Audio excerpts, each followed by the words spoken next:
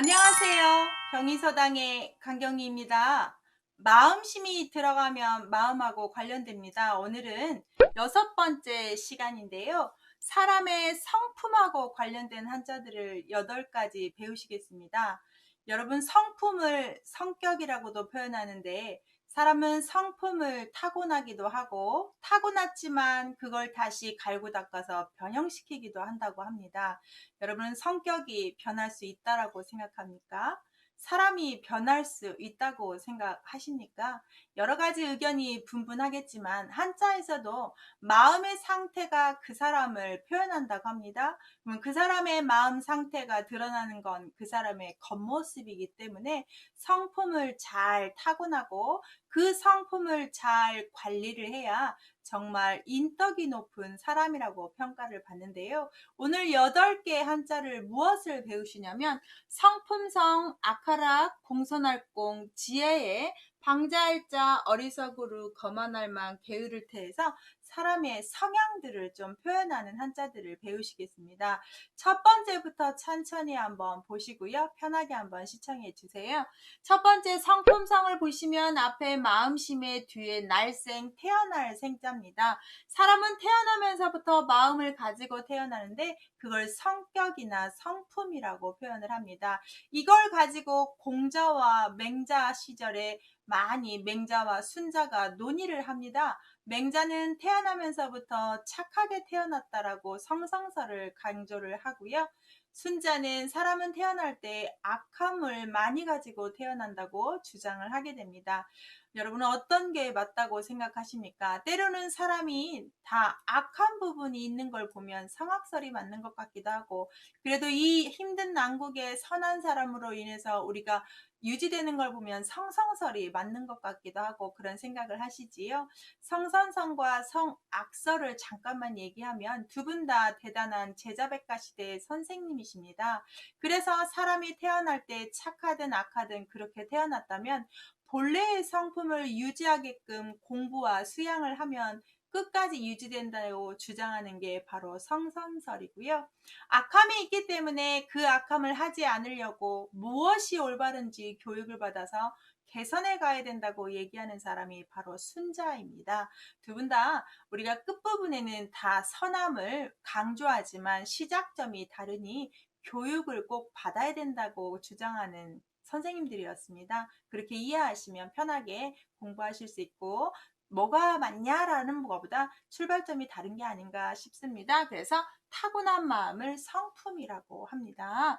두 번째, 아카락을 보시면 위에 있는 한자가 버금아, 아래에 있는 한자는 마음심인데 버금은 두 번째입니다.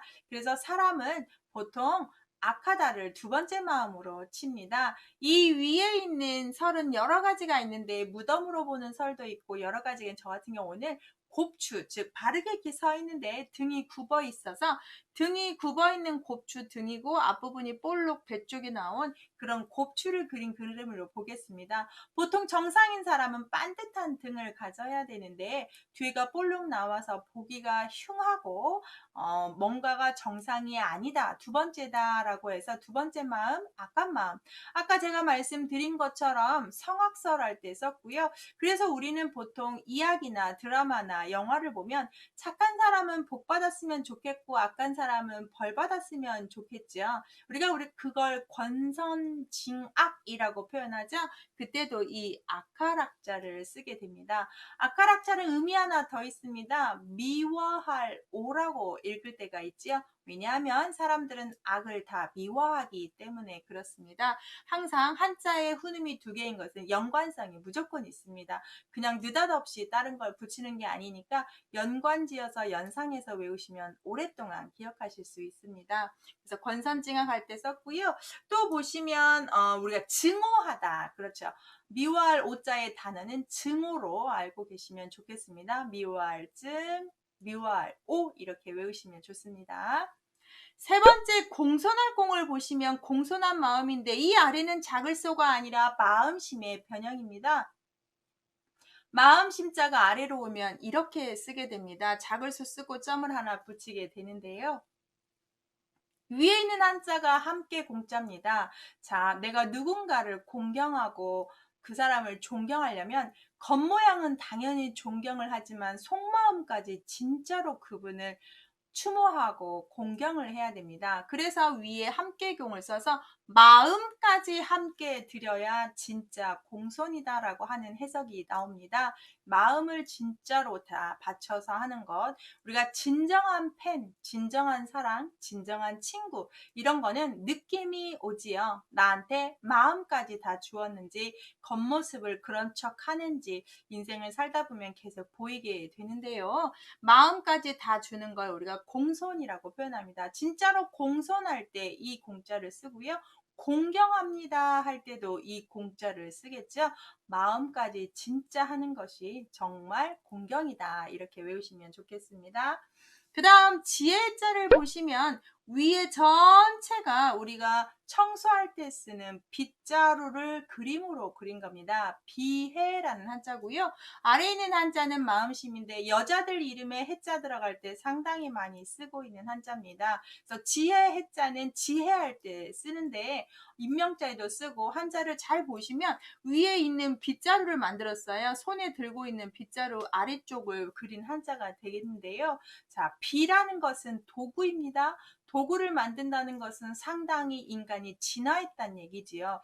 요즘 스마트폰 없이는 못 살지요. 이 스마트폰을 개발했다는 건 대단한 지혜와 대단한 과학적인 발전이지요. 우리가 이런 것들을 일상생활을 편리하게끔 머리를 써서 도구를 만들어내는 것 한자에서는 빗자루를 만든 시기부터 그렇게 표현을 했다고 합니다. 그래서 지혜할 때 쓰는 한자가 되겠습니다.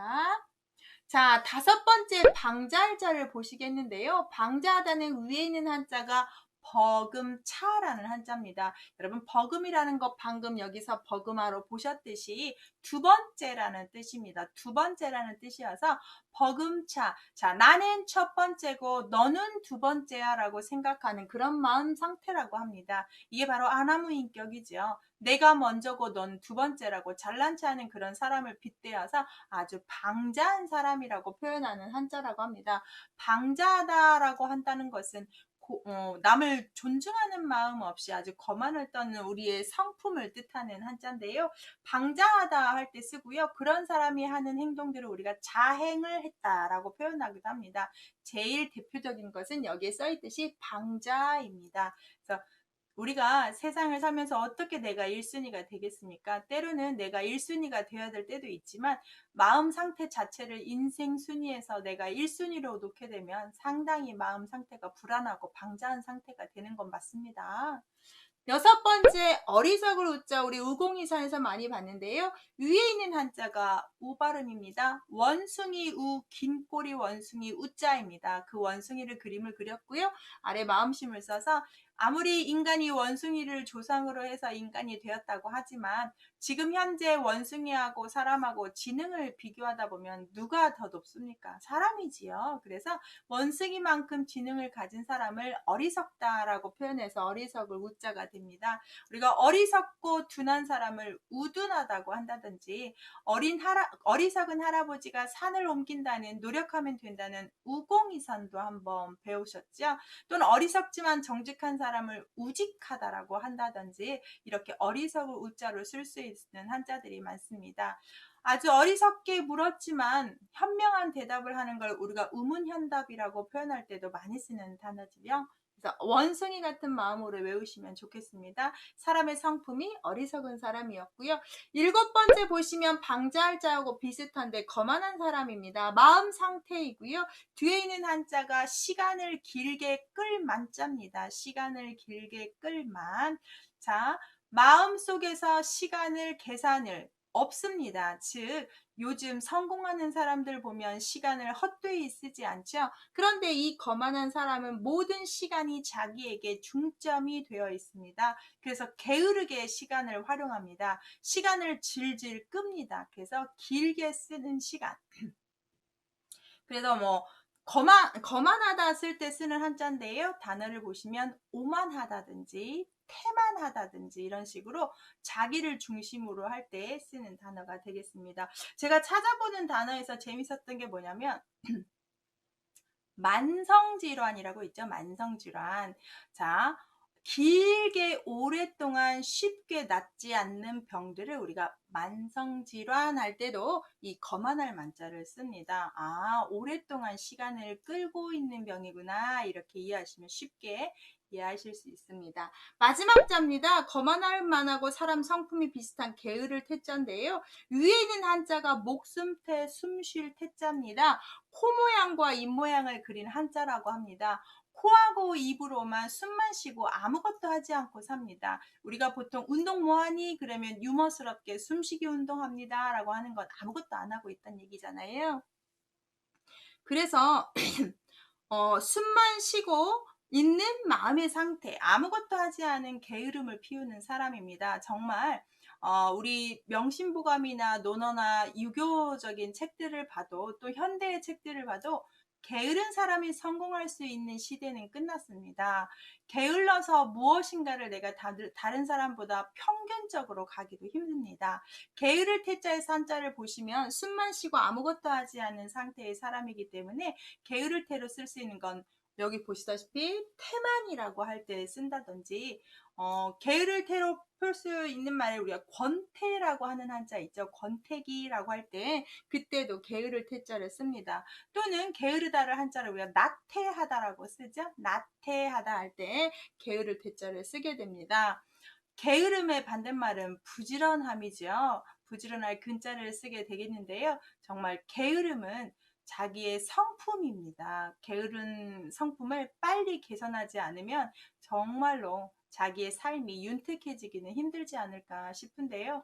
부지런함도 하나의 큰 자산이라고 봅니다. 저는 그 부지런함은 뭐라 그럴까, 돈으로 환산할 수 없는 큰 보배 같은 성향의 성품이 아닌가라고 생각을 하는데요. 최대한 정말 부지런하게 살려고 저도 열심히 노력하는데 그런 성품을 타고나게 해주신 부모님께 항상 감사하고 있습니다. 살면 살수록 시간을 활용하고 부지런히 사는 거 큰 자산인 것을 계속 느끼고 있거든요.